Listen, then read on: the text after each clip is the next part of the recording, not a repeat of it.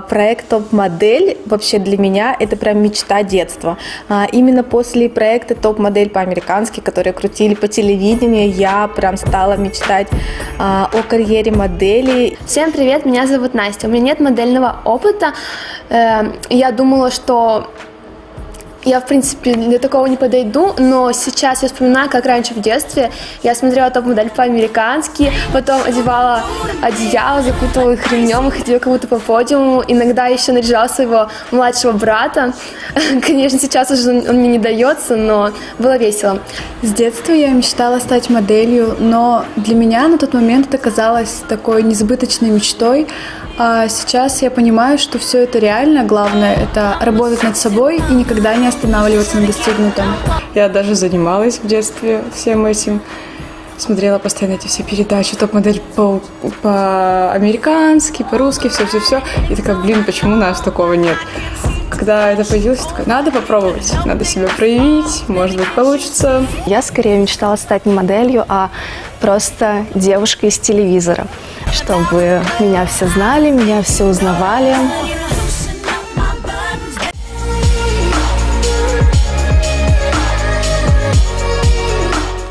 О проекте я узнала давно, но очень долго не отправляла заявку, потому что сомневалась, боялась. Вот.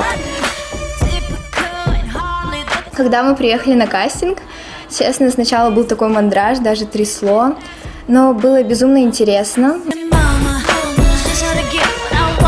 Когда подошла моя очередь, сердце сразу заколотилось, голос пропал, выхожу и просто понимаю, что я забыла всю свою речь, которую я до этого репетировала, которую я писала. Но в итоге меня все-таки взяли. И там я узнала, что это реалити-шоу, что там будут съемки, мои глаза загорелись ярким пламенем, потому что для меня это была мечта с детства. То есть попасть на съемки, когда вокруг тебя куча софитов, камеры, это же просто невероятно. Когда я пришла на кастинг, там было очень много девочек. Когда я зашла туда, я хотела развернуться и уйти. Потом подумала, что все-таки надо попробовать. Но все равно, когда я вышла на сцену, я волновалась, меня затрясло. Хоть я и была в себе уверена, но, видимо, не на 100%. Я захожу, и я вижу столько красивых девочек, и мне сразу захотелось плакать, потому что я еще и ростиком маленькая.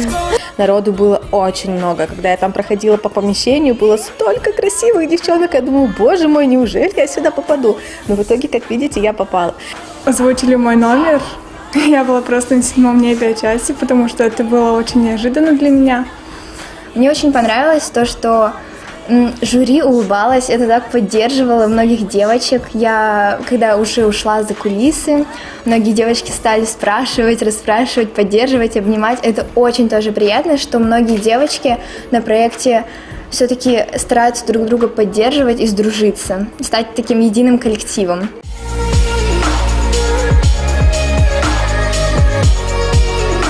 Это очень приятно осознавать, что ты входишь в эти 30 человек. Я захожу, вижу только девочек, думаю, как страшно, наверное. Они какие-нибудь... Ну, я, в общем-то, сначала подумала, что они немножко не примут меня, не знаю. Ну, в общем, мне было необычно, не очень комфортно. Но потом, когда уже со всеми познакомилась, со всеми пообщалась, и теперь с ними свободно общаюсь, они очень все классные, добрые, позитивные. И я даже не представляю, как жюри выбирают кого-то из нас, потому что, это очень сложно. Сначала девочки мне очень сильно показались высокомерными. Я думала, что я никогда не найду с ними общий язык, но вскоре я поняла, какие они открытые, добрые и дружелюбные. И почти со всеми мы очень в хороших отношениях. Есть, конечно, правда, девочки, которые мне не особо нравятся своим поведением, своей манерой. Все девочки очень классные, но парочку прям для меня считаются как конкурентками, но при этом я с ними дружу. Но честно скажу, есть девочки, которые не знаю, зачем здесь. Конечно же, я верю в себя, потому что я достаточно симпатичная девочка. Но вот смотря на других девочек, начинаешь так задумываться, вот это более модельно, это тоже модельно, а я больше красивая, нежели модельная.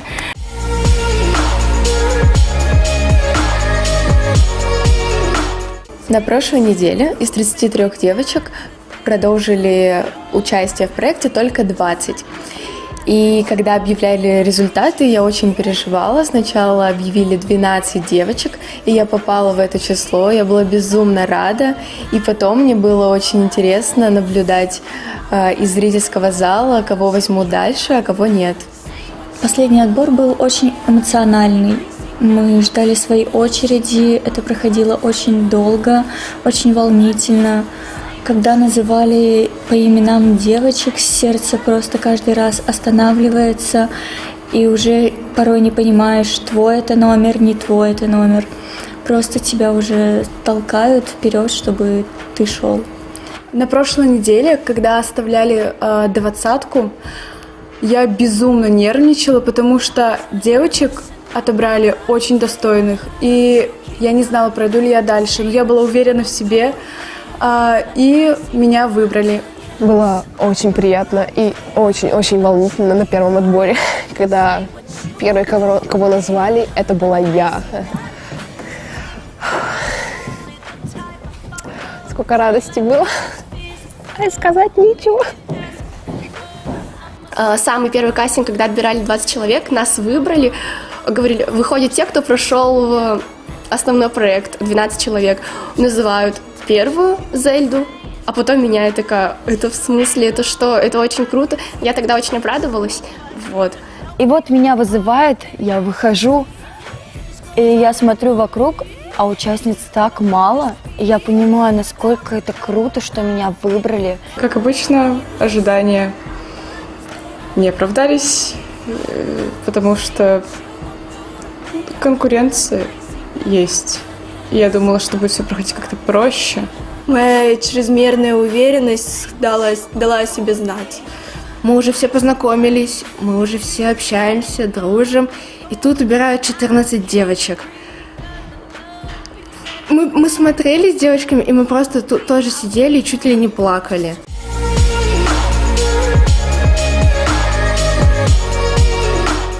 Эти эмоции, когда ты стоишь и смотришь на девочек, которые взяли, девочек, которых берут, это очень тяжело.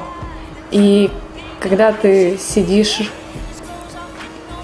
когда ты стоишь и думаешь, вот, надеюсь, что этот жюри за меня проголосует, и ты понимаешь, что он за тебя не голосует, это очень тяжело. Ты как будто бы висишь на веревке, которая постепенно рвется. И вот каждый жюри — это вот одна ниточка веревки, которая помогает тебе удержаться на плаву. Это тяжело. Я хочу всем спасибо сказать, однозначно жюри. Спасибо девочкам, потому что поддерживают.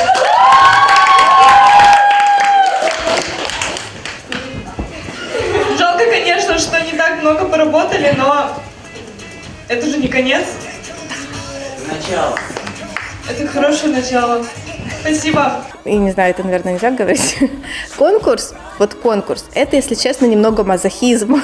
В том плане, что тебя обсуждают, говорят про какие-то твои недостатки, либо наоборот про плюсы. Ну, то есть это та штука, которой ты должен быть готов принимать на себя критику. Ну и это, я считаю, что немножко мазохизм, потому что по себе, по сердечку, по душе это реально, ну, немножечко как бы откликается, побивает.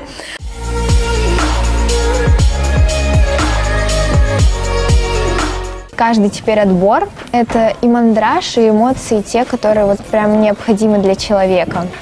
Придя сюда, я оценивала свои силы минимальное количество, но сейчас я чувствую себя очень уверенно и оцениваю свои силы 1000 из 10. И я такая, молодец, все девочки со мной рядом не стояли, такого вообще нет. Я уверена, что я пройду дальше. Слушайте, вот смотрите, не зря я говорю всегда, главное – настрой. А если тебя вдруг не возьмут дальше, поставишь ли ты крест? Ну, это будет очень странно, если честно. Я не думаю, что есть такие же, как я здесь. Я думаю, ты выйдешь и скажешь: жюри, у вас нет вкуса. Нет, я так не скажу. На самом деле иногда бывает очень тяжело, потому что ты не привыкла к такому режиму, что съемки, фотосессии, ты ходишь постоянно на каблуках, занятия. Но это все так очень круто. Честно скажу, да. Мне не очень хотелось, потому что я не успеваю, каюсь.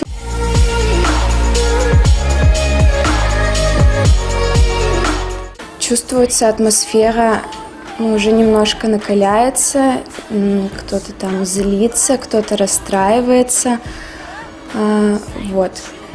А еще очень напрягает, когда девочки кричат за кулисами, и постоянно все кричат, и это очень напрягает. На данный момент я испытываю очень смешанные чувства, потому что разрываюсь между различными задачами. Надо запомнить все свои шаги, подобрать правильный образ, подобрать правильный макияж, внимательно слушать, что говорят преподаватели, наставники. Это очень трудно, все сбивается, все иногда превращается в кашу. Также бывают какие-то форс-мажорные ситуации, кто-то что-то потерял, у кого-то что-то не нашлось, что-то порвалось. Это надо все быстро сделать, успеть организовать. Но главное уже на самом проходе сделать все уверенно и не сомневаться в своих силах. Еще очень сильно напрягает обстановка всегда за кулисами. Перед показами, перед репетициями постоянно все кричат, постоянно это нервотрепка, паника какая-то непонятная. Вообще, зачем? Это лишняя трата энергии, мне кажется. Проект мне очень нравится. Мне хотелось получить от жизни каких-то новых эмоций, и я их получаю в проекте. Новые фотосессии, новые знакомства с людьми, какие-то эмоции, то, что ты волнуешься. Вообще изначально я на прошлой неделе была уверена на 100%, что я пройду вот первые 10 человек, которые больше всего понравились жюри, я там буду 100%. У меня вообще не было ни капли малейших сомнений. Но тут я стою с другими девочками, аутсайдерами, кто номинирован на выгон, и я вообще не понимаю, как это так произошло. И я даже была уверена в тот момент, что меня выгонят с остальными.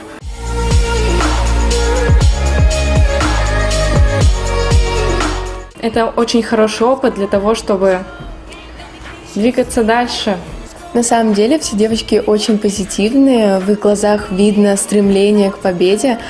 Мне очень... Я не знаю сейчас. И меня заметят, увидят, и я все еще останусь в проекте. И будет очень классно, и я еще покажу себя, я это отвечаю. У меня рост небольшой, но тем не менее я всеми своими силами и амбициями пытаюсь протоптать себе, так скажем, путь в модельной сфере. Если меня уберут из проекта, я не буду расстраиваться, потому что девочки действительно очень все красивые. У них у всех модельные данные, рост, внешность, типаж.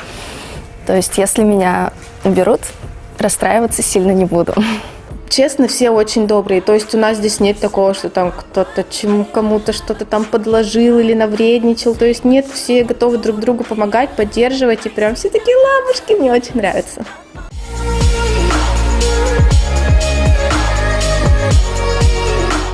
Я сама смотрела выпуски в прямом эфире по ctc.ru.